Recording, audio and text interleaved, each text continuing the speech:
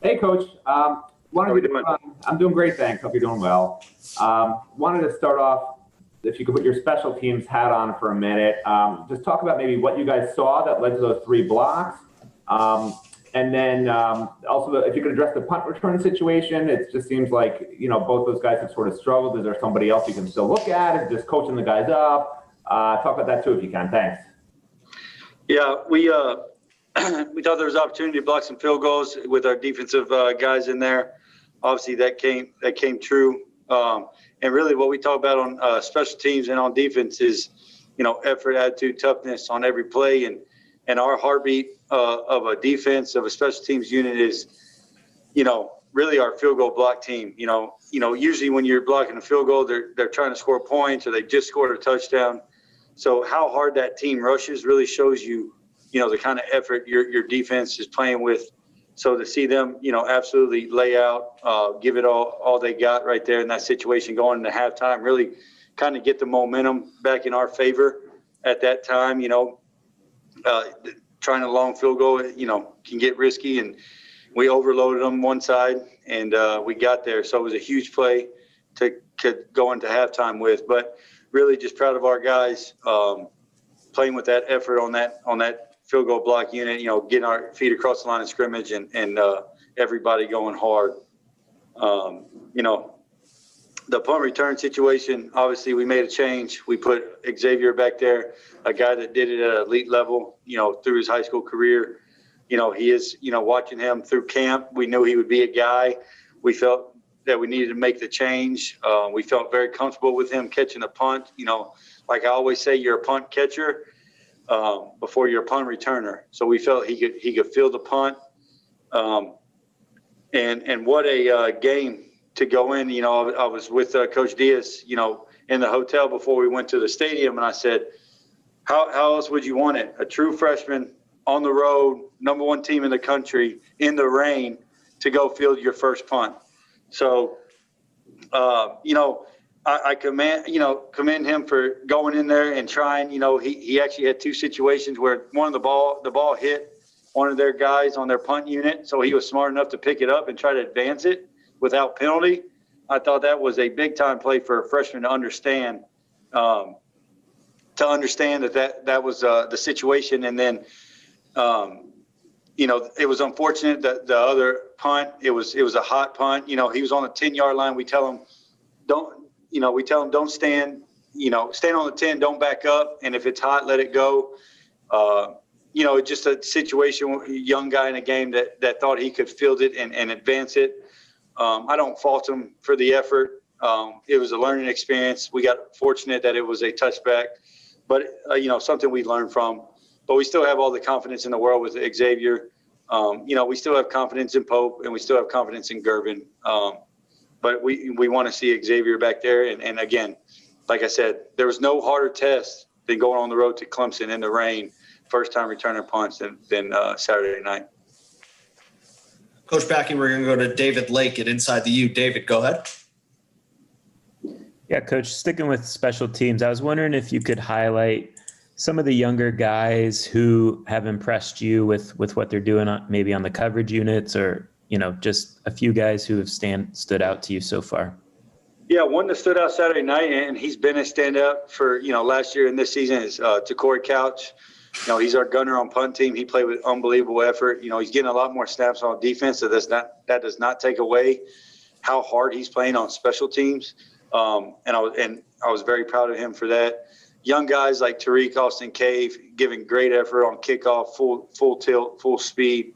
Corey Flagg is showing up. We're trying to get him on more units.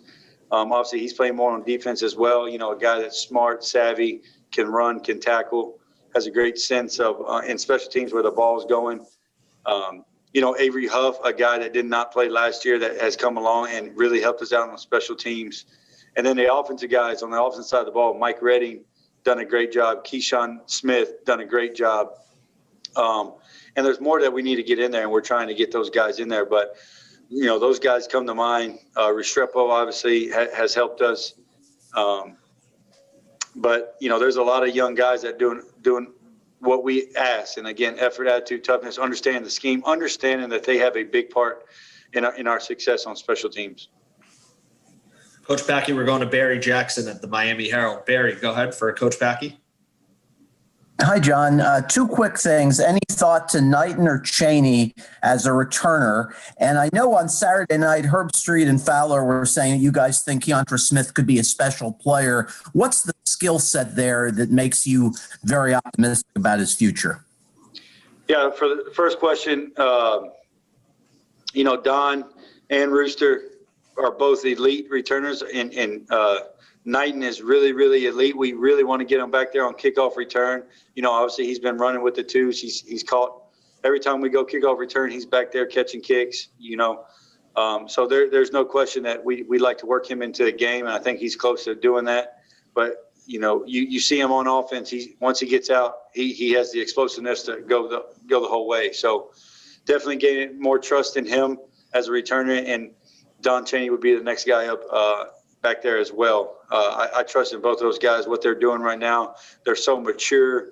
The way they prepare, they prepare like an older guy. You just watch them, and you watch them on every unit, on offense, on special teams. You don't feel like they're freshmen. They just carry themselves different. So absolutely feel comfortable with those guys going into the game, and hopefully that's coming soon. As far as Keontra, we do. We feel like he's a special player. Obviously, Gilbert's playing fantastic right now, and really the best he's played since he's been here, and 2 back-to-back games that he's played at a high level. And Keontra, he's doing the same. I'm trying to get both those guys in there because they're both playing at a high level. Keontra is just a very physical player, as you saw Saturday night. He tackled the best back in the country, in my opinion, Etienne, and had no problem taking him down. He had no fear. He's just a true tackler, sturdy, strong body, understands the game. I think he's learning each and every day, and he's really learning from Gilbert. It's funny as you say they're a year apart, but Gilbert prepares, and he's so smart with the game. And for him to sit in the same room as GB is really teaching him how to prepare for a game. And really, once he gets that, he's going to be a force to be reckoned with. But his physicality, his tackling, he can really, really run. You see him chase a guy down the sideline when it spits out, and he just hawks him down. So the guy can run. He's physical. He can tackle. Has no fear. And it was unfortunate for him. We're going to be missing him the first half of the game this weekend. And the guy was just playing hard, and it's unfortunate. What I told him is he's got to tackle with his eyes up first and foremost for his safety, and then so he doesn't get kicked out of a game. But he was doing exactly what we coached to green dog to the quarterback, and he just needed to have his eyes up, and I don't think they make that call. But he's preparing like he's going to play, and he will play in the second half. Awesome. Coach, we got time for a couple more. We're going to go to David Furones at the Sun Sentinel. David, go ahead. Hey, Coach, along the lines of Gilbert Frierson, I want to know the keys in his development over the past couple seasons to get to the point where he is now. And a second question I want to ask about what you think are the pro prospects of Jose Borregales and Lou Headley, their potential at the next level. Yeah, I think GB, players never want to sit behind an older guy. They always want to play. But, GB last year had an opportunity to play, but he also had an opportunity to watch Romeo, a senior, a guy that kind of waited his time, and Romeo that played, at a high level for majority of his career, the last two seasons of his career. So I think that definitely helped to see how an older guy prepared. But the way Gilbert, the reason he makes a lot of the plays he makes is because he knows the play before the play. And that's all film study. The question he asked, he wants to know everything about the defense. And, he came here as a corner. He knows the safety position, and he plays striker. So he can get the corners line. He can get the safeties line. He can get the linebackers line. He can call the front.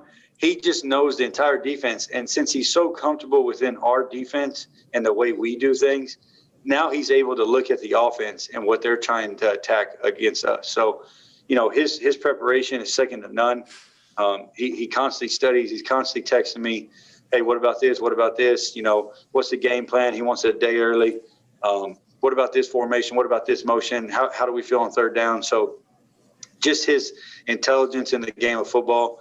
And really where he's come a long way and where I'm really proud of Gilbert is the way he's tackling right now. The question with him coming out inside into the box from corner was, is he going to be physical enough? Is he going to be able to tackle well enough? And the last 2 games, there hadn't been a better tackler. And I'm just so proud that he's taken that and really excelled in his tackling abilities and being physical at the point of attack. Lou Headley and Jose Borgales, man, glad we got those guys. Obviously glad Jose's here. 7 for 7 on the year. The guy has ice in his veins, knock on wood. Like I said, in camp, he prepares like a pro. He treats himself like a pro, takes care of his body. If anything's ever hurting, he's here getting extra work. He tells me, hey, I need this. I need extra kick. I don't need a kick today. And we just handle those guys like pros. And he does everything right. He goes into pregame. He has his routine. I don't even mess with his routine, but the guy's been solid as a rock, and we're really, really glad to have him. And he's been really good. You take for granted his kickoffs, but his kickoffs has been really, really, really good. I think he's almost 80% touchbacks, right where you want to be. And if they're not a touchback, they're a high hang time where our guys can get down there and cover and tackle inside the 25. So can't congratulate him enough what he's already done this season, but I think he's still got a lot of work to do as far as leaving here as a one of the greatest to do it. And then Lou Headley, he got the game off against Florida State. We didn't have to punt one time for him against Florida State, so he comes back this past weekend and punts 7 times.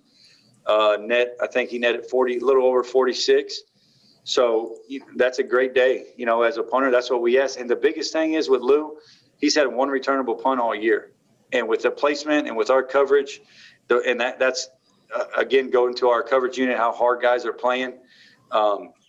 Brian Balaam is another freshman that's really, really shown up on special teams. I forgot to mention him, but he plays with unbelievable effort. And he's on punt team. So our guys covering for him, his hang time, his placement. The biggest difference between Lou this year and last year is his placement of the football. Last year, sometimes he sprayed them into the middle of the field. This year, they've really, really been outside the hash, and majority of them even outside the number. So the guy's got a huge leg. When you're netting 46, that's a great. And really, he hasn't had that one that punters want where it rolls out for another 40, just because they're hanging up there so long. But no, I can't. Again, same thing. He's a pro, carries himself like a pro, takes his job very, very seriously. And glad that we got those 2 guys. And not to leave out Clay. Clay is snapping to him at an elite level. He was great last year, and he's been on point this year as well. Coach Patke, we got one more for you. This is from Chris Stock at Inside the U. Chris, go ahead.